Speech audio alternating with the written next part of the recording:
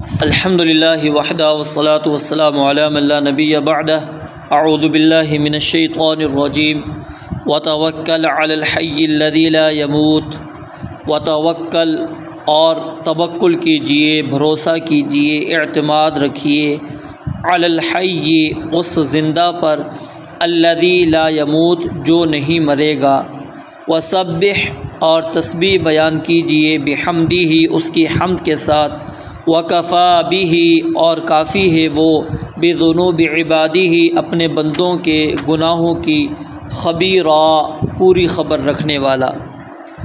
اللہ رب العالمین نے گزشتہ آیات کے اندر یہ بات واضح کر دی کہ تمام کفار آپ علیہ السلام کی دشمنی میں یکجان اور ایک دوسرے کے مددگار ہیں۔ تو اگر آپ ان کی دشمنی سے اور ان کی ایذا سے بچنا چاہتے ہیں تو آپ ان کی دشمنی پر صبر کریں اور کسی کا خوف نہ رکھیں اور نہ ہی کسی سے کوئی امید رکھیں، بلکہ آپ ہر کام میں اس ذات پر بھروسہ اور اعتماد رکھیں جو ہمیشہ زندہ ہے، جس کو کبھی بھی موت نہیں آئے گی، وہ آپ کی مکمل حفاظت کرے گا۔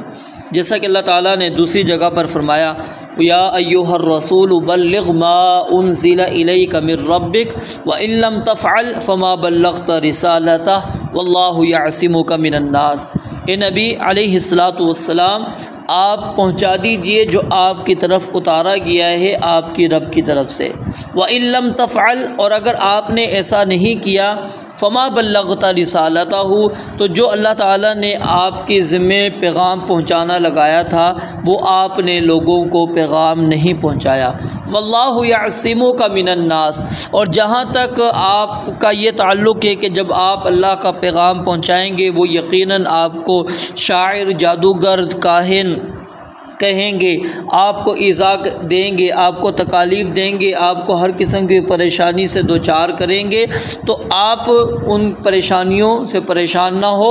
واللہ یعصمک من الناس، آپ کو اللہ رب العالمین لوگوں سے بچائے گا، کوئی اور بچائے گا نہیں۔ اور اہل علم نے یہاں پر یہ بات بھی نقل کی ہے کہ بعض کسی بھی عاقل کو یعنی اس آیت کے بعد یہ زیب نہیں دیتا کہ وہ اللہ رب العالمین کے علاوہ کسی اور ذات کے اوپر بھروسہ رکھے، کیونکہ مخلوقات میں سے کوئی بھی زندہ رہنے والا نہیں، سب کو کیا آئے گی؟ موت آئے گی۔ اور توکل کا معنی یہ بھی نہیں ہوتا کہ انسان اسباب ہی اختیار نہ کرے، بلکہ اسباب اختیار کرے جو رب العالمین نے حکم دیا ہے، اپنی استطاعت کے مطابق مکمل وہ اسباب اختیار کرے، اس کے بعد بھروسہ جو ہے اللہ رب العالمین کی ذات کے اوپر رکھے۔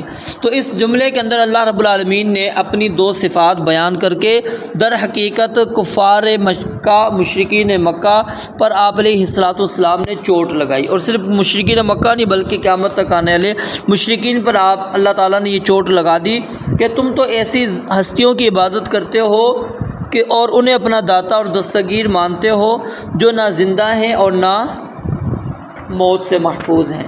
جیسا کہ اللہ تعالیٰ نے فرمایا نا، والذین یدعون من دون اللہ لا یخلقون شیئا وهم یخلقون اموات غیر احیاء وما یشعرون ایان یبعثون۔ ان کو تو شعور بھی نہیں ہے کہ وہ جانتے بھی نہیں کہ ان کو کب اٹھایا جائے گا۔ تو یعنی ایسی ذات کی تم عبادت کرتے ہو، حالانکہ بھروسہ اعتماد کس ذات کے اوپر کرنا چاہیے؟ الحی، جو زندہ ہے، الذی لا یموت، جس کو کبھی بھی موت آنے والی نہیں۔ یعنی اللہ رب العالمین ابھی بھی زندہ اور ازل سے زندہ ہے، ابد تک زندہ ہے، کبھی بھی اللہ رب العالمین کے اوپر موت نہیں آئے گی۔ وسبح بحمدہ، یہاں پر تسبیح سے مراد کیا ہے؟ اللہ تعالیٰ کی ذات کو ہر ایسی چیز سے اللہ رب العالمین کی ذات کو پاک کرنا، اس کی نفی کرنا جو اس کی شان کے لائق نہ ہو۔ اور اس میں سب سے پہلی چیز کیا ہے؟ اللہ رب العالمین کے ساتھ کسی قسم کا کوئی شریک نہیں۔ اور حمد سے مراد اللہ تعالیٰ کے لیے ہر خوبی کو ثابت کرنا جو اس کی شان کے لائق ہو۔ یعنی آپ نے اللہ رب العالمین کی ذات کے اوپر اعتماد بھی کرنا ہے، اور ساتھ میں اس کی تسبیح بھی بیان کرنی ہے، اور ساتھ میں اس کی تحمید بھی بیان کرنی ہے۔ یہ تین کام آپ کو اللہ رب العالمین کی مدد کے لیے کافی ہو جائیں گے، اور اس کے ذریعے سے اللہ تعالیٰ آپ کو دشمن سے محفوظ رکھے گا۔ ایک بھروسہ، توکل، اور دوسرا تسبیح، اور تیسرا تحمید، اللہ رب العالمین کی حمد و ثنا۔ اور آگے اللہ رب العالمین نے فرمایا وَكَفَىٰ بِهِ بِذُنُوبِ عِبَادِهِ خَبِيرًا۔ اس آیت کے اس جملے کے اندر جو ہے عموم پائے جاتے ہیں، یعنی تمام بندے اور اسی طرح ان کے تمام گناہ، اس سے اللہ رب العالمین مکمل طور پر عالم ہے، جاننے والا ہے۔ کوئی بھی بندہ ایسا نہیں ہے کہ جس سے اللہ تعالیٰ یعنی کہ غافل ہو، اللہ رب العالمین کے علم میں نہ ہو، اور نہ ہی کسی بندے کا کوئی ایسا گناہ ہے جو اللہ رب العالمین کے علم میں نہ ہو، بلکہ وہ اللہ رب العالمین تمام بندوں کے تمام گناہوں کی پوری خبر رکھنے والا ہے، ہر لحاظ سے وہ کافی ہے۔ اسی طرح کوئی بھی چیز اللہ رب العالمین سے مخفی نہیں۔ تو یہ در حقیقت نبی علیہ السلام کو ہی حکم نہیں، ہمارے لیے بھی حکم ہے کہ ہم بھی دعوت کے کام کے اندر جو ہے اللہ رب العالمین پر اعتماد کریں، بھروسہ کریں، اور رب العالمین کی تسبیح اور اللہ رب العالمین کی حمد و ثنا بیان کریں۔ اور ساتھ میں اس جملے کے اندر کفار کے لیے اللہ رب العالمین نے وعید اور دھمکی بھی بیان کر دی، جیسا کہ کوئی اپنے ماتحت کسی کو کہتا ہے کہ جو کچھ تم کر رہے ہو کرتے رہو، میں دیکھ رہا ہوں، تو اس کا یہ مطلب نہیں ہوتا کہ وہ اجازت دے رہا ہے، بلکہ وہ ان کو تنبیہ کر رہا ہوتا ہے۔ تو اللہ رب العالمین نے یہاں پر یہی بات بیان کی وَكَفَىٰ بِهِ بِذُنُوبِ عِبَادِهِ خَبِيرًا، کہ اللہ رب العالمین پوری طرح باخبر ہے، کوئی چیز اللہ رب العالمین سے مخفی نہیں ہے۔